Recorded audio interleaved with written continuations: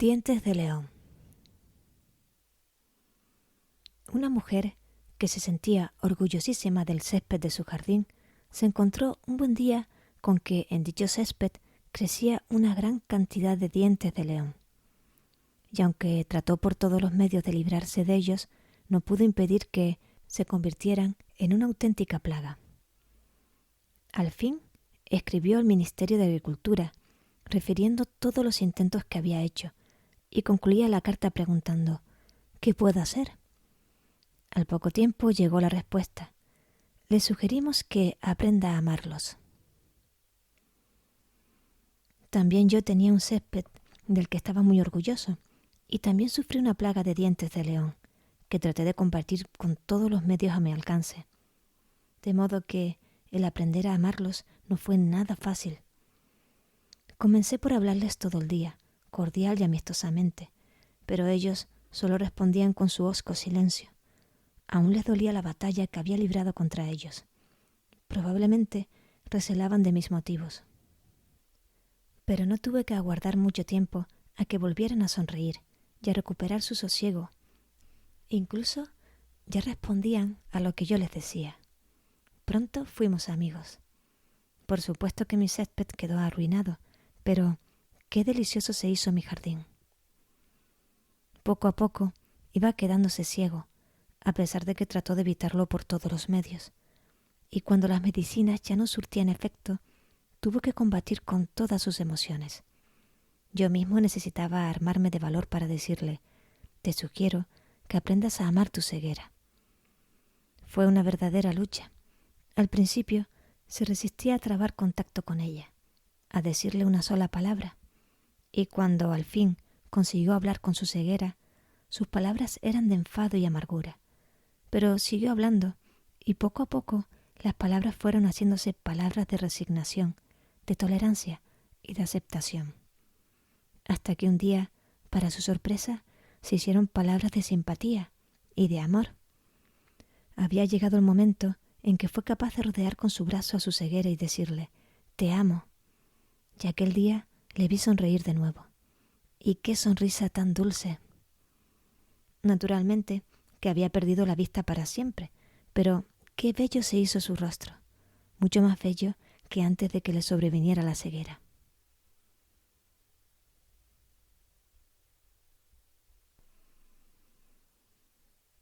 No cambies. Durante años fui un neurótico.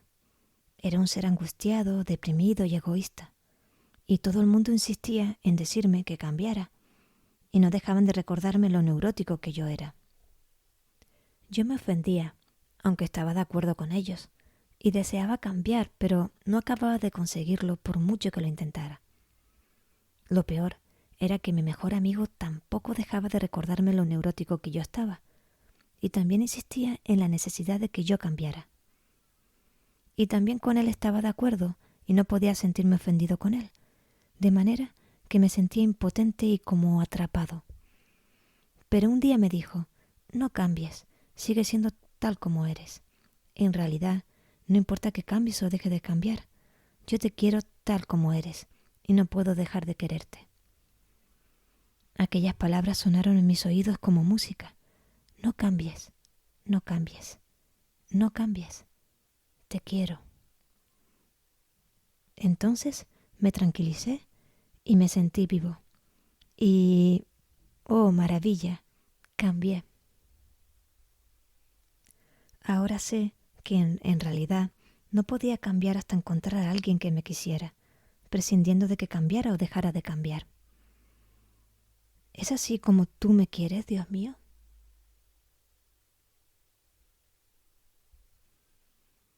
Mi amigo. Malik, hijo de Dinar, estaba muy preocupado por la disoluta conducta de un libertino joven que vivía en la casa contigua a la suya. Durante mucho tiempo no hizo nada al respecto, en la esperanza de que hubiera alguien que interviniera. Pero cuando la conducta del joven se hizo absolutamente intolerable, Malik se dirigió a él y le pidió que cambiara su modo de ser.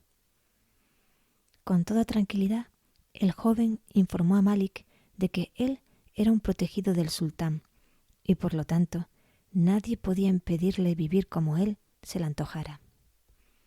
Malik le dijo: yo, personalmente, me quejaré al sultán. Y el joven le respondió: será completamente inútil, porque el sultán jamás cambiará su opinión acerca de mí. Entonces le hablaré de ti al sumo creador, replicó Malik. El sumo creador, dijo el joven, es demasiado misericordioso como para reprocharme nada. Malik quedó totalmente desarmado, por lo que desistió de su intento. Pero al poco tiempo, la reputación del joven se hizo tan pésima que originó la repulsa general. Malik decidió entonces que debía intentar reprenderle, pero cuando se dirigía a casa del joven, oyó una voz que le decía: no toques a mi amigo, está bajo mi protección. A Malik esto le produjo una enorme confusión, y cuando se vio en presencia del joven, no supo qué decirle. El joven le preguntó: ¿a qué has venido? Respondió Malik: venía a reprenderte, pero cuando me dirigí hacia aquí, una voz me dijo que no te tocara, porque estás bajo su protección. El rostro del disoluto joven se transformó. ¿De veras me llamó amigo suyo?, preguntó. Pero para entonces Malik ya se había marchado. Años más tarde, Malik se encontró con él en la Meca. Las palabras de la voz le habían impresionado de tal modo que había renunciado a todos sus bienes y se había hecho un mendigo errante. He venido aquí en busca de mi amigo, le dijo a Malik, y dicho esto, murió. ¿Dios amigo de un pecador? Semejante afirmación es tan arriesgada como real. Yo me la apliqué a mí mismo cuando en cierta ocasión dije: Dios es demasiado misericordioso como para reprocharme nada. Y al instante escuché la buena noticia por primera vez en mi vida.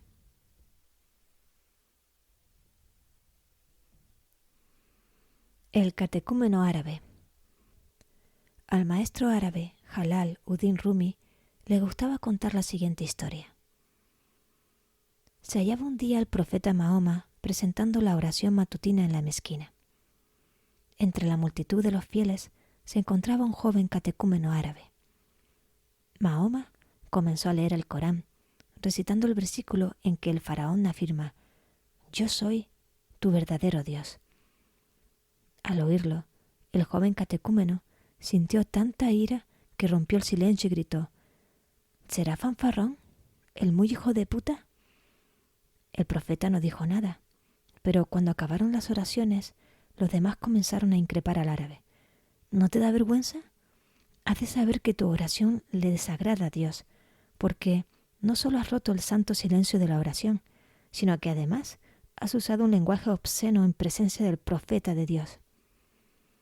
El pobre árabe enrojeció de vergüenza y se puso a temblar de miedo, hasta que Gabriel se le apareció al profeta y le dijo: «Dios te manda sus saludos y desea que hagas que esa gente deje de increpar a ese sencillo árabe.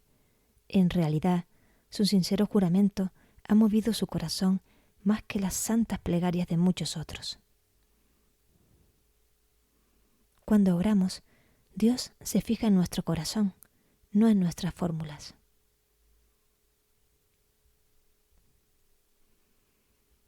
Nosotros somos tres, tú eres tres. Cuando el barco del obispo se detuvo durante un día en una isla remota, decidió emplear la jornada del modo más provechoso posible. Deambulaba por la playa cuando se encontró con 3 pescadores que estaban reparando sus redes y que, en su elemental inglés, le explicaron cómo habían sido evangelizados siglos atrás por los misioneros. «Nosotros, ser cristianos», le dijeron, señalándose orgullosamente a sí mismos. El obispo quedó impresionado. Al preguntarle si conocían la oración del Señor, le respondieron que jamás la habían oído. El obispo sintió una auténtica conmoción. ¿Cómo podían llamarse cristianos si no sabían algo tan elemental como el Padre Nuestro? Entonces, ¿qué decís cuando rezáis? Nosotros levantar los ojos al cielo. Nosotros decir: «Nosotros somos 3. Tú eres 3. Ten piedad de nosotros». Al obispo le horrorizó el carácter primitivo y hasta herético de su oración, de manera que empleó el resto del día en enseñarles el Padre Nuestro. Los pescadores tardaban en aprender, pero pusieron todo su empeño, y antes de que el obispo zarpara al día siguiente, tuvo la satisfacción de oír de sus labios toda la oración sin un solo fallo. Meses más tarde, el barco del obispo acertó a pasar por aquellas islas, y mientras el obispo paseaba por la cubierta, rezando sus oraciones vespertinas, recordó con agrado que en aquella isla remota había 3 hombres que, gracias a sus pacientes esfuerzos, podían ahora rezar como era debido. Mientras pensaba esto, sucedió que levantó los ojos y divisó un punto de luz hacia el este. La luz se acercaba al barco, y para su asombro vio 3 figuras que caminaban hacia él sobre el agua. El capitán detuvo el barco y todos los marineros asomaron por la borda a observar aquel asombroso espectáculo. Cuando se hallaban a una distancia desde donde podían hablar, el obispo reconoció a sus 3 amigos, los pescadores. «¡Obispo!», exclamaron, «nosotros alegrarnos de verte, nosotros oír tu barco pasar cerca de la isla y correr a verte». «¿Qué deseáis?», le preguntó el obispo con cierto recelo. «Obispo», le dijeron, «nosotros tristes, nosotros olvidar bonita oración, nosotros decir, Padre nuestro que estás en los cielos, santificado sea tu nombre, venga a nosotros tu reino, después olvidar. Por favor, decirnos otra vez toda la oración». El obispo se sintió humillado. «Volved a vuestras casas, mis buenos amigos», les dijo, «y cuando recéis, decid, nosotros somos 3, tú eres 3, ten piedad de nosotros». A veces he visto a personas ancianas rezar interminables rosarios en la iglesia.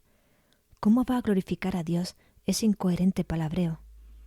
Pero siempre que me he fijado en sus ojos o en sus rostros alzados al cielo, he sabido en el fondo que ellas están más cerca de Dios que muchas personas doctas.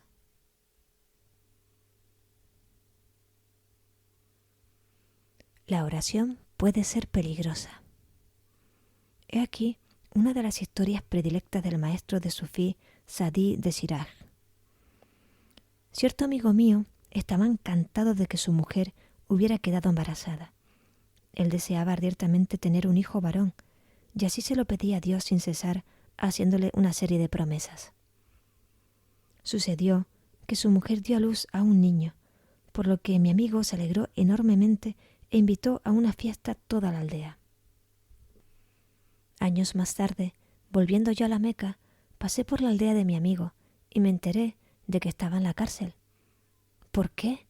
¿Qué es lo que ha hecho?, pregunté. Sus vecinos me dijeron, su hijo se emborrachó, mató a un hombre y salió huyendo, de manera que arrestaron al padre y lo metieron en la cárcel.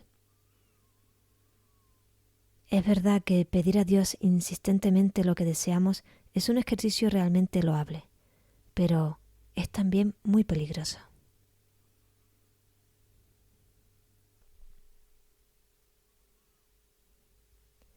Narada. El sabio indio Narada partió en peregrinación hacia el templo del señor Vishnu. Una noche se detuvo en la aldea y le dieron asilo en la choza de una pobre pareja. A la mañana siguiente, antes de que marchara, el hombre le dijo a Narada, «Ya que vas a ver al señor Vishnu, pídele que nos conceda un hijo a mi mujer y a mí, porque son muchos años ya lo que llevamos sin descendencia». Cuando Narada llegó al templo, dijo el Señor, «Aquel hombre y su mujer fueron muy amables conmigo. Ten compasión de ellos y dales un hijo». El Señor, de un modo terminante, le replicó, «En el destino de ese hombre no está tener hijos». De modo que Narada, una vez hechas sus devociones, regresó a casa. 5 años más tarde, emprendió la misma peregrinación y se detuvo en la misma aldea, siendo hospedado una vez más por la misma pareja. Pero en esta ocasión había 2 niños jugando a la entrada de la choza. «¿De quién son estos niños?», preguntó Narada. «Míos», respondió el hombre. Narada quedó desconcertado, y el hombre prosiguió, Hace 5 años, poco después de que tú te marcharas, llegó a nuestra aldea un santo mendigo. Nosotros le dimos hospedaje aquella noche, y a la mañana siguiente, antes de partir, nos bendijo a mí y a mi mujer, y el Señor nos ha dado estos 2 hijos. Cuando Narada lo oyó, no pudo esperar más y se marchó inmediatamente al templo del señor Vishnu. Una vez allí, gritó desde la misma entrada del templo: ¿no me dijiste que no estaba en el destino de aquel hombre el tener hijos? ¿Cómo es que ahora tiene 2? Cuando el señor le oyó, rió sonoramente y dijo: debe de haber sido cosa de un santo. Los santos tienen el poder de cambiar el destino. Uno recuerda instintivamente una fiesta de bodas en la que la Madre de Jesús, por medio de sus súplicas, consiguió que su hijo realizara un milagro antes de lo previsto en su destino.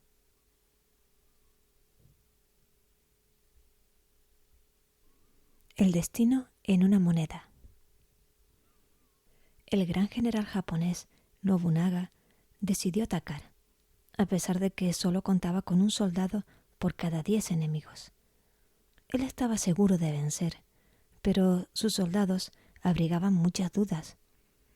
Cuando marchaban hacia el combate, se detuvieron en un santuario sintoísta. Después de orar en dicho santuario, Nobunaga salió afuera y dijo: ahora voy a echar una moneda al aire. Si sale cara, venceremos. Si sale cruz, seremos derrotados. El destino nos revelará su rostro. Lanzó la moneda y salió cara. Los soldados se llenaron de tal ansia de luchar que no encontraron ninguna dificultad para vencer. Al día siguiente, un ayudante le dijo a Nobunaga: nadie puede cambiar el rostro del destino. Exacto, le replicó Nobunaga, mientras le mostraba una moneda falsa que tenía cara por ambos lados. ¿El poder de la oración? ¿El poder del destino? ¿O el poder de una fe convencida de que algo va a ocurrir?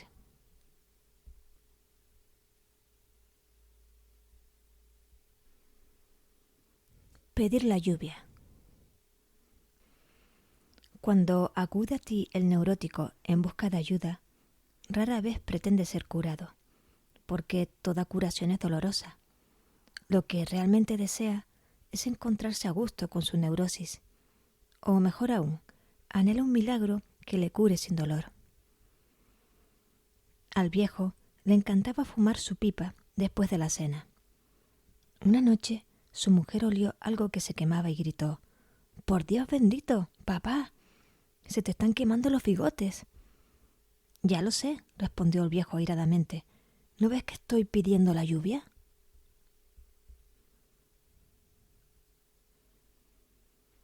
El zorro mutilado. Fábula del místico árabe Sadí. Una persona que paseaba por el bosque vio un zorro que había perdido sus patas, por lo que la persona se preguntaba cómo podría sobrevivir. Entonces vio llegar un tigre que llevaba una presa en su boca. El tigre ya se había hartado y dejó el resto de la carne para el zorro. Al día siguiente, Dios volvió a alimentar al zorro por medio del mismo tigre. Él comenzó a maravillarse de la inmensa bondad de Dios y se dijo a sí mismo: «Voy también yo a quedarme en un rincón, confiando plenamente en el Señor, y éste me dará cuanto necesito». Así lo hizo durante muchos días, pero no sucedía nada. Y esta pobre persona estaba casi a las puertas de la muerte cuando oyó una voz que le decía: «Oh, tú, que te hallas en la senda del error, abre tus ojos a la verdad. Sigue el ejemplo del tigre y deja ya de imitar al pobre zorro mutilado». Por la calle vi a una niña aterida y titirando de frío dentro de su ligero vestidito y con pocas perspectivas de conseguir una comida decente. Me encolericé y le dije a Dios: «¿Por qué permites estas cosas? ¿Por qué no haces nada para solucionarlo?». Durante un rato, Dios guardó silencio, pero aquella noche, de improviso, me respondió: «Ciertamente que he hecho algo. Te he hecho a ti».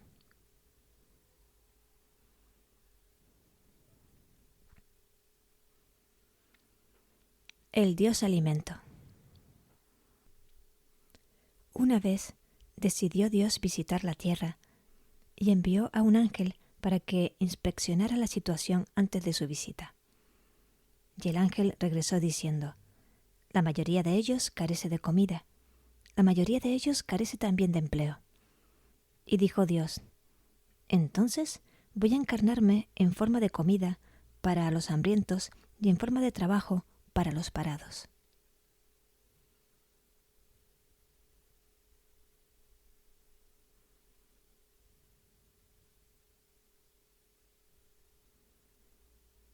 Los 5 monjes.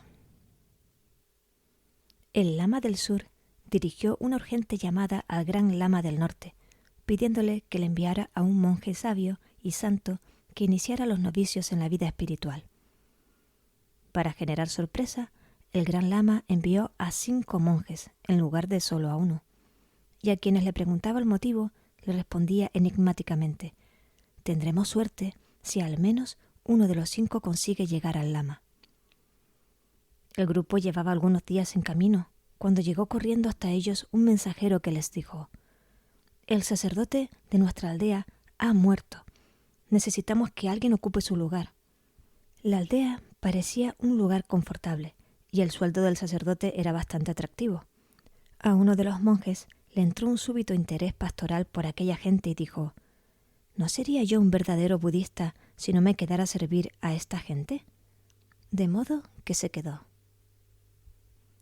Unos días más tarde sucedió que se encontraban en el palacio de un rey que se encaprichó de uno de los monjes.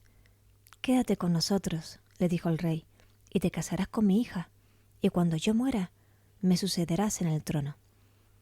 El monje se sintió atraído por la princesa y por el brillo de la realeza, de manera que dijo: «¿Qué mejor modo de influir en los súbditos de este reino para inclinarlos al bien que siendo rey de todos ellos? No sería un buen budista si no aceptara esta oportunidad de servir a la causa de nuestra santa religión». De modo que también éste se quedó. El resto del grupo siguió su camino y una noche, hallándose en una región montañosa, llegaron a una solitaria cabaña habitada por una bella muchacha que les ofreció cobijo y le dio gracias a Dios por haberle enviado a aquellos monjes. Sus padres habían sido asesinados por los bandidos y la muchacha se encontraba sola y llena de ansiedad. A la mañana siguiente, cuando llegó la hora de partir, uno de los monjes dijo: «Yo me quedaré con esta muchacha. No sería auténtico budista si no practicara la compasión». Fue el tercero en abandonar. Los 2 restantes llegaron por último a una aldea budista, donde, para su espanto, descubrieron que todos los habitantes de la aldea habían abandonado su religión y habían sido convencidos por un gurú hindú. Uno de los 2 monjes dijo: «Es mi deber hacia esta pobre gente y hacia el señor Buda quedarme aquí y reconducirlos a la verdadera religión». Fue el último en abandonar. Por fin, el 5.º monje llegó ante el lama del sur. El gran lama del norte había tenido razón, después de todo. Hace años inicié la búsqueda de Dios. Una y otra vez me apartaba del camino, y siempre por los mejores motivos: reformar la liturgia, para transformar las estructuras de la Iglesia, para actualizar mis estudios bíblicos y aprender la teología pertinente. Por desgracia, me resulta más fácil embarcarme en el trabajo religioso, sea cual sea, que perseverar firmemente en aquella búsqueda.